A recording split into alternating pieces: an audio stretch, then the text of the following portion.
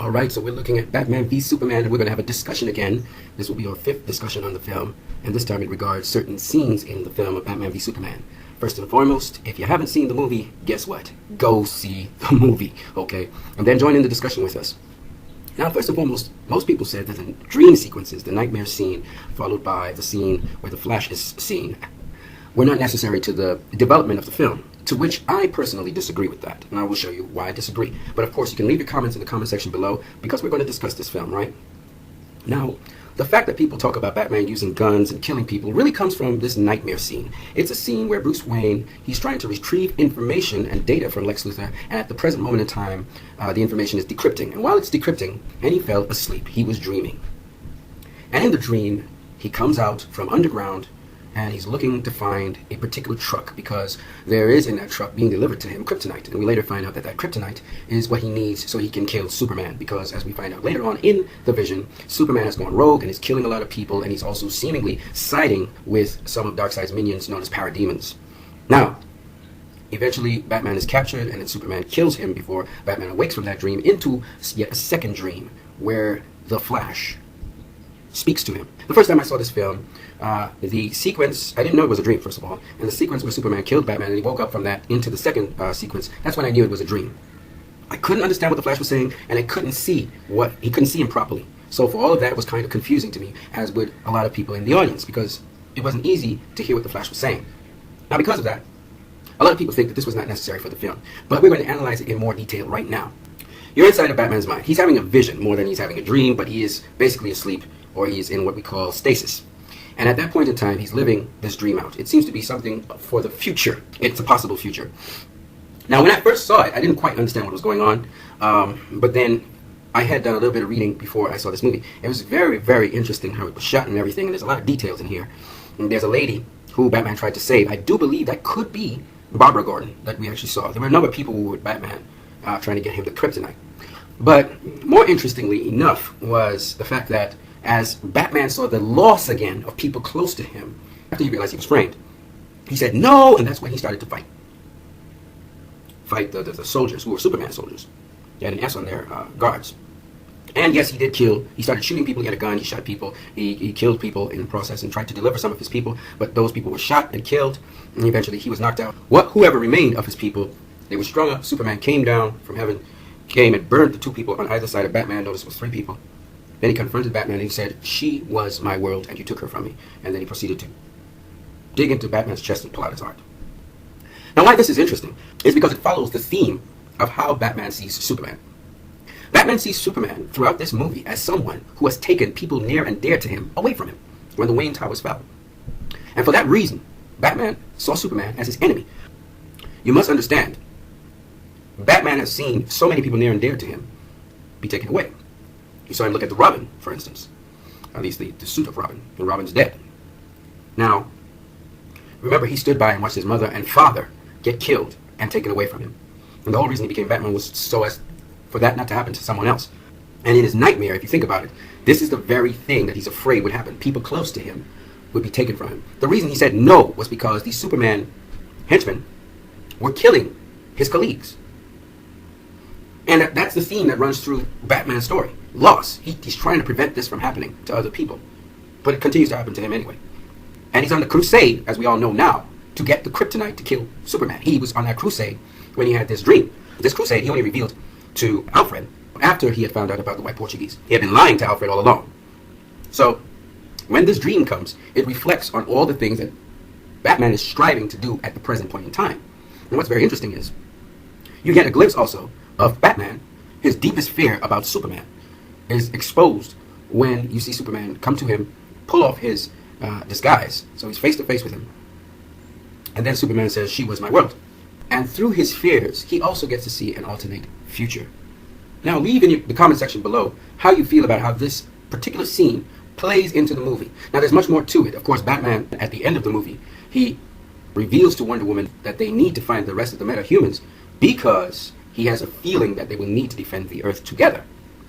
And it goes back to this scene, this particular scene, this end time scene, which is very important, that Batman has seen a vision of a possible future where they would need to defend themselves against much more powerful beings from other places. And it's interesting that that scene plays into the following scene is related to it, where we see the Flash come through time. He's speeding through time. And in doing so, he's able to, again, jar Batman's attention, get his attention. And he says the following things. He says, "You were right about him. You were always right about him. Am I too soon? I'm too soon. Lois Lane, she's the key. Find us, Bruce. Find us." Right? These are some of the words he said. The important thing is how this scene fits in with Batman finding out about the metahumans.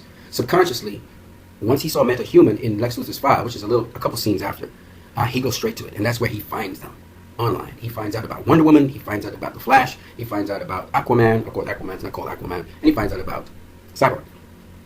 Now, what's interesting about this, though, which I think is the key point, is that each plot point fit into each other. In other words, Superman talked about someone being taken from him. The Flash comes and says, Lois Lane's the one that was taken from Superman, and you need to fear Superman. You were right about him. And so that plot point fits with the other plot point, and now those plot points are important for Batman to find the metahumans, because this information comes in before that happens, which kind of subconsciously helps him to identify the metahuman project and go into it. And then it also influences what Batman says at the end of the movie, where he's saying that we need to come together, because we'll need to do that to defend Earth against something. I'm not too sure what it is, but something, because he's had all those premonitions before. So that this scene actually fits in. Some people say it's very jarring and so on. Yeah, probably in your first viewing, because you're not really listening to everything that's going on, you don't understand everything that's going on, it may be jarring to you as the movie progresses. Was it necessary for this movie? Absolutely. Now let's discuss this a little bit more, because the Flash was seen again in the movie, where Batman opens up the files, well, some of the files. Actually, it's Wonder Woman who opened up the files. Batman just opened up the file on Wonder Woman, and they didn't show you him looking through the other files, all the information that Lex Luthor has on all these metahumans. Wonder Woman just opened up one file of the Flash, one file of, and so on. There were a number of different files, a number of different pieces of information. Some of them were video, some of them were not. Notice Lex Luthor didn't name them. There were no names. It was just like logged information. But there were signs, and makes sense. The signs make sense to me. You know, you got an A for aquatic man or whatever, but none of them had names, right? The C for maybe cyborg man, maybe, cybernetic man, who knows? He just had little signs to identify each of the different metahumans. But what was important here, why Wonder Woman needed to see this information the way how it was one, these metahumans, we don't know where they actually are located. And there's no way Wonder Woman's going into the sea to see Aquaman, okay? So for those people who say, oh, we needed to have more of the Justice League or the forming Justice League or the potential Justice League members in the world. No, that's kind of corny, because there are two reasons why I disagree with that. The first one is they would take up too much time. And the second reason would be that by seeing them all at once, we know now Lex Luthor is linked to these people. The Metahuman Project he was talking to Senator Finch and Day about, now you see it in manifest and you realize Lex Luthor was studying these people. So because it's important to realize Lex Luthor, he knows a lot about a lot of things. And this kind of shows Lex Luthor in a good light, while at the same time introducing Batman to more metahumans, and him discovering who Wonder Woman really is. She realizes she can't hide anymore. And even though she wants to hide, she realizes now she's needed in the world to defend against a big threat. The Superman can't handle it all himself, and Batman's trying to chime in. So I thought that was also well put, well placed where it was. I thought it captured everything that was necessary, and also put it in a modern context. You don't have to go find these people. These people don't have to show up in your film. No, man. We got now internet. We got all these different devices, so that was a brilliant idea. Now, as to this particular scene here with the Flash, I do agree it was a little bit confusing, but the cool thing about it was, even if you didn't understand the dialogue or you couldn't hear the dialogue, that it really, really got your attention. And I'm listening to a number of people talk about how in this movie, and a lot of things needed to be spelt out from movies that came before. We needed to have a couple movies before. No, this movie is the foundation for the movies to come. Warner Brothers is doing it in a unique way, in that they set this foundation with a lot of seeds to seed other things so people would understand what's going on. And I thought it's good to have questions that you ask at the end of a movie, instead of just having a movie where you know everything. So I thought this was a really good way to go about doing it. But I think a lot of people, because they were in the mindset to bash the movie going into the movie anyway, it didn't matter what this movie provided, they were going to bash it. And I've heard people say that the Doomsday fight scene was unnecessary. Again, I don't really understand the logic behind saying it was unnecessary. And they said the fight should have ended where Batman was taken aback by the fact that Superman was looking to save his mother, and they had become friends. I think that would not have been a good place to end the movie for a number of reasons. One is Lex Luthor would still be around. Two, Lex Luthor was working on cloning Doomsday from Zod and his own DNA. So that would have just left the story wide open without any resolution whatsoever, because now all the conflicts in the beginning, which was the conflicts, the political conflicts, the people not trusting Superman, thinking he's evil and so on, it would just left everything wide open and unresolved. In this case, by Lex Luthor having Plan B and executing it, it left nothing open. Everything got sealed up and everything got resolved. The issues that people had with Superman were thrown aside when they realized Superman sacrificed himself for the entire world, so people didn't dispute that Superman was good and that his intentions were pure no more. And the fact that he submitted himself, and though the place got blown up, he submitted himself to mankind, I don't think people had any problems with that, and they realized what his character was. So that was resolved, all those issues from the beginning. And then the other thing that helped to resolve everything was the fact that Wonder Woman came out of the shadows. You wouldn't have had Wonder Woman if you just ended the fight scene with Superman and Batman. Then what was the use of having Wonder Woman in the film to speak with Batman? And then, as if that's not enough, you would have had issues with Martha Kent, who probably be dead now, because if you just resolved it there, Batman went over to save Martha Kent, Lex Luthor wouldn't have any project to work on, which means as soon as Lex Luthor saw that they resolved their fight and Batman was flying off to Martha Kent, he'd probably have more time to kill Martha Kent instead of being busy trying to clone Doomsday. So there's just so many of these different points that would have left everything all unresolved. Not to mention that in this film, they wouldn't even be in Gotham at that point in time. They went back to the Gotham ports, which was deserted, because of Doomsday. Doomsday caused them to have to pull together and work. So Doomsday was very important for pulling together those three integral members of the Justice League to fight, to defend the world.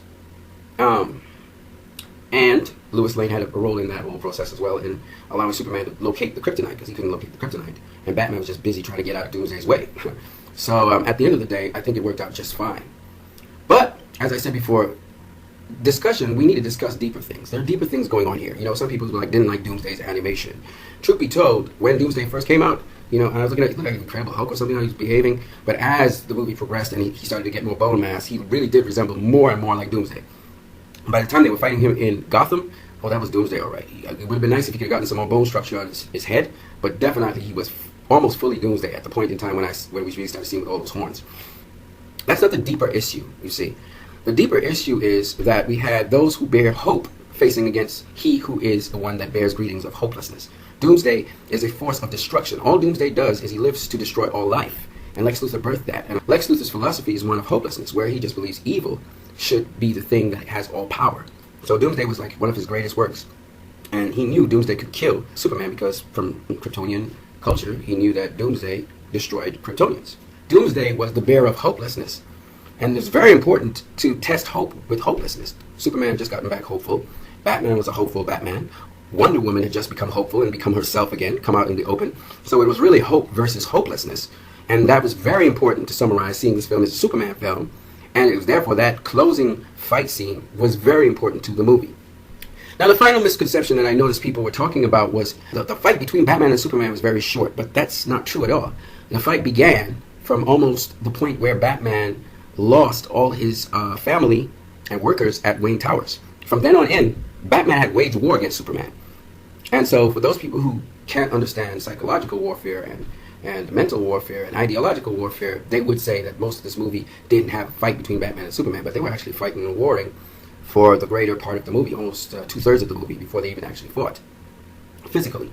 And then the other thing is, this movie wasn't called Batman versus Superman, but Batman v Superman. It's very important for people to understand that this movie began with Batman, but ended with Superman. It began with Batman seeing his parents die and they being put away into the ground, and it ended with Superman showing hope where the dust is rising off the ground. So there's two different sides to the story. And that's almost the perfect imagery for what's happening with Batman. He's able to redeem his dead parents so he can rise out of the grave, just like how the bats were raising him out of that well or that underground hole. Well, now he truly was being raised up and inspired by Superman's life. So again, I just wanted to say that there's so much more to this film and what this film actually was saying that you couldn't say that any one part of this film was not necessary. They had truncated a lot of this film, and they thought this was the most important parts of the film to be able to storytell that the audience, whether they know it or not, will take with them. Now, once again, leave your comments in the comment section below. This was a discussion on the film. This is just my point of view. Let me hear your point of view on the film and why you think or don't think certain parts should be taken out or should stay. So go ahead, break it down. I would like to hear your view on other parts of the film, because some people think they can make a better film. The truth be told, you can't make a better film. This film, the way how it is designed and what it was, the goals that it had to attain, I think that's the best you can do. I don't think there's anybody who could top this. So Leave your comments anyway in the comment section below. You guys have a great one.